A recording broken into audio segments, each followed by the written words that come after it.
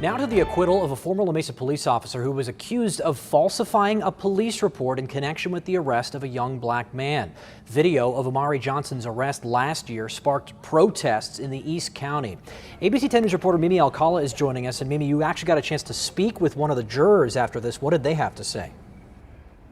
I did, Derek, and he tells me that the jury deliberated all day yesterday. They felt like they had a verdict then, but they wanted to go home and sleep on it. Today, they all returned here to the El Cajon courthouse, and before noon, they did come to that conclusion that Davis is not guilty on that one felony count.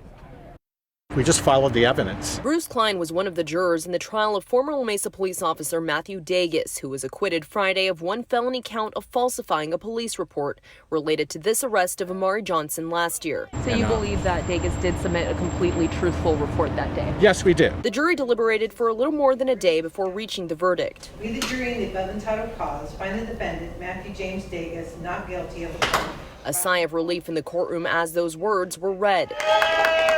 Davis and his supporters celebrating outside moments later. Prosecutors alleged that Davis intentionally lied about the basis of the arrest in his report, saying Johnson was contacted for smoking in a prohibited area, but never mentioning that no smoking material was ever found.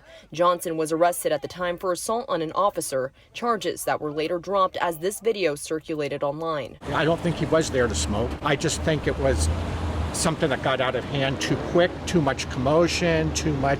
And I just felt like if Amari Johnson would listen to Matthew Davis's commands of just stay calm, relax, everything's going to be okay, we wouldn't have gone this far. Not everyone was relieved with the outcome Friday. When you see that there's a lack of diversity on the jury, there was one African-American male, and that was the only diversity I could see. Yusuf Miller with the Racial Justice Coalition of San Diego said Johnson wasn't committing a crime while waiting for friends near a trolley stop, and instead was targeted for being black. But he says the verdict wasn't a surprise, especially without a diverse jury. We need to be involved in the system, so I ask people of color, please, when you have these jury duties, please don't avoid them, please show up.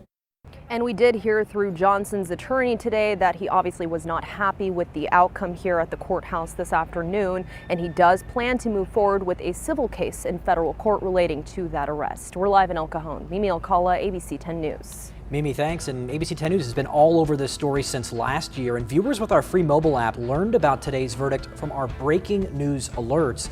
To get free real-time news right on your smartphone or tablet, go to the App Store and search 10 News.